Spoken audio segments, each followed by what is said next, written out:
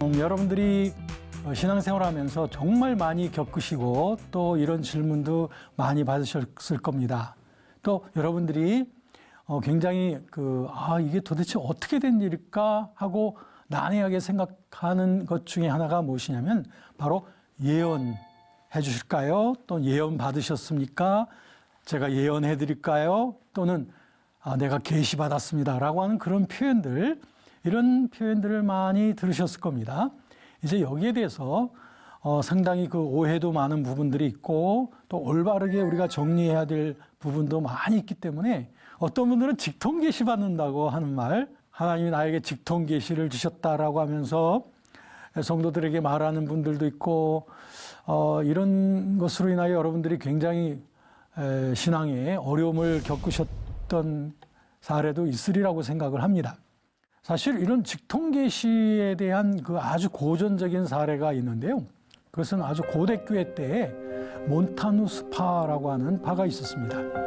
이 몬타누스파에서 말하기를 그들은 성령을 받았으면 직통 계시를 받는다, 예언을 받는다라고 하고, 그래서 그들은 자기들이 받았다고 하는 그런 계시와 예언을 사람들에게 말하기 시작했죠. 그러면서 그것이 아주 절대적인 권위가 있는 것인 양 얘기를 하곤 했던 거예요. 그러다 보니까 교회가 굉장히 혼란해지기 시작했습니다. 왜냐하면 저마다 나름대로의 주관적인 체험을 절대시하는 이런 예언, 계시를 말하게 되니까 교회가 혼란스러워졌겠죠. 그래서 교회에서는 여기에 대해서 회의를 열고 마침내 몬타누스파를 이단으로 정죄를 하면서 교회의 권위를 이렇게 회복하려고 노력했던 점이 있었습니다. 그런데 이와 같은 고전적인 몬타누스파와 같은 이런 사례는 2000년 교회의 역사상 어디에나 항상 있어 왔었던 것을 보게 됩니다. 우리나라의 경우에도 1990년대의 일인데요. 그때도 보면은 그 예수님의 재림이 한반도에 1992년 10월 28일 날 있게 된다고 그렇게 대대적으로 전함으로 말미암아 교회가 정말 혼란스러웠죠. 그때 저도 아주 정말 당황스러운 일을 만나게 되었었는데 그때 일을 좀 잠깐 말씀드릴게요. 1992년 그때 2학기였습니다. 그때 제가 비교 종교학이라고 하는 강의를 하고 있었어요. 그때 제가 학생들에게 과제를 내줬죠. 주변에 있는 이단들을 찾아가서 한번 모니터링 해가지고 그들이 어떤 점들이 잘못됐는지 이런 것들도 발표하고 하는 그런 과제를 줬거든요. 그 중에 한 자매가 어떤 특정 집단에 가서 자기가 하겠다고 그러더라고요. 그래서 그렇게 허락해 줬죠. 근데 이 자매가 발표를 할 때가 1992년 10월 달이었습니다. 그 자매 순서가 다가왔습니다. 근데 그 자매가 자기가 조사한 내용들을 학생들에게 나눠주고 발표를 하기 시작하는데 이 처음부터 좀 이상한 거예요. 뭐냐면 이 자매가 얘기하기를 10월 28일 날 예수님이 이 땅에 오십니다. 여러분들도 다 준비하십시오. 예수님이 재림하실 겁니다. 라고 하면서 성경 창세기서부터 요한계시록까지 나름대로 자기가 뽑은 그런 증거 구절이라고 하면서 막 얘기하면서 학생들에게 예수의 재림을 준비하라고 하면서 바로 이제 며칠 후면은 그 일이 벌어질 거라고 하더라고요. 그랬더니 학생들이 막 동요를 하는 거예요. 그러면서 저 뒤에 앉은 남학생들이 자리로 들어오라고 하면서 막 성질 급한 그런 남학생들은 막 열을 올리더라고요. 그래서 제가 좌중 시켰죠. 좀 조용히 해라. 지금 발표 중이니까 참으라고 얘기했어요. 끝나고 나서 제가 그 자매를 보호해 줬습니다. 오히려. 왜냐하면 학생들로부터 잘못하면 무슨 봉변을 당할는지 모르겠어. 그래서 그 자매를 이렇게 옆에다 앉혀놓고 저하고 얘기하기 시작했습니다. 수고했다. 그랬더니 이 자매가 저에게 뭐라고 말하는지 아세요? 교수님도 준비하십시오. 그래서 제가 뭐라고 답변했냐면 그래, 나는 항상 예수님의 재림을 늘 준비하면서 산단다. 근데 나는 네가 걱정이다.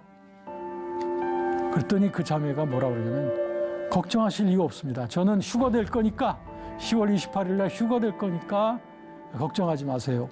이제 다음에 제가 이제 이 수업에 참여하지 못할 겁니다. 라고 얘기하는 거예요. 그래서 제가 상당히 걱정이 됐죠. 그 자매가 어떤 일이 있을까. 그리고 이 자매가 앞으로 자신의 그 잘못된 신앙을 어떻게 수습할 수 있을까라고 하는 것이 저기 걱정이 됐던 겁니다. 한 주 지났습니다. 드디어 온 세상은 그 임박한 휴거론을 말하는 이 이단들로 인해서 온 세상이 막 시끄러워졌어요. 그리고 마침내 그날이 됐습니다. 근데 그 주간에 그 자매는 안 나타났어. 그 다음 주간에도 나타나지 않았습니다. 그랬더니 우리 학생들 가운데는 아마 그 자매가 휴거됐나 보다라고 우스갯소리로 얘기를 하더라고요. 정말 걱정이 됐습니다. 근데 몇 주 지난 후 그 자매가 다시 나타났어요. 근데 제가 사실은 그 자매에게 해줬던 말이 있었거든요. 뭐냐면 네가 이게 잘못됐다는 것을 네가 깨닫게 된 다음에 학생들 앞에 나와서 네가 잘못된 신앙이었다라고 하는 것을 고백하는 것도 그것도 용기다.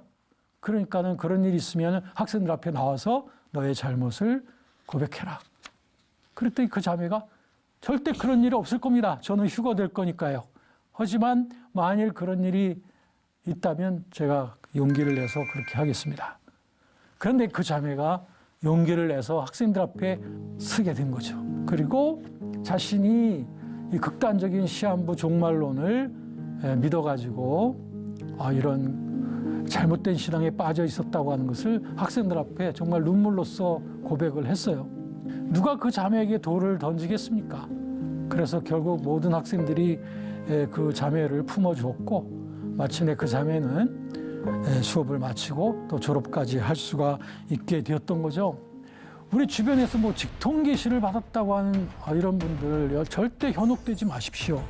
이 계시라고 하는 말은 어느 시대를 막론하고라도 초시대적이면서도 객관적인 진리를 계시라고 합니다. 이런 점에서 볼 때 계시라고 하는 것은 기록되어진 하나님의 말씀인 성경에 나타나는 거예요. 다시 말씀드릴게요. 진정한 계시라고 하는 것은 기록되어진 하나님의 말씀인 성경에서만 찾을 수가 있는 것입니다. 그래서 이 계시라고 하는 용어를 이렇게 성경과 관계없이 주관적인 체험을 갖다가 계시라고 표현하는 것, 이것은 굉장히 많은 오해들을 불러일으킬 수가 있으니 오늘 시청자 여러분께서는 이제 그런 주관적인 그 어떤 감동 이런 것을 계시라고 말하시지 않으셨으면 좋겠습니다.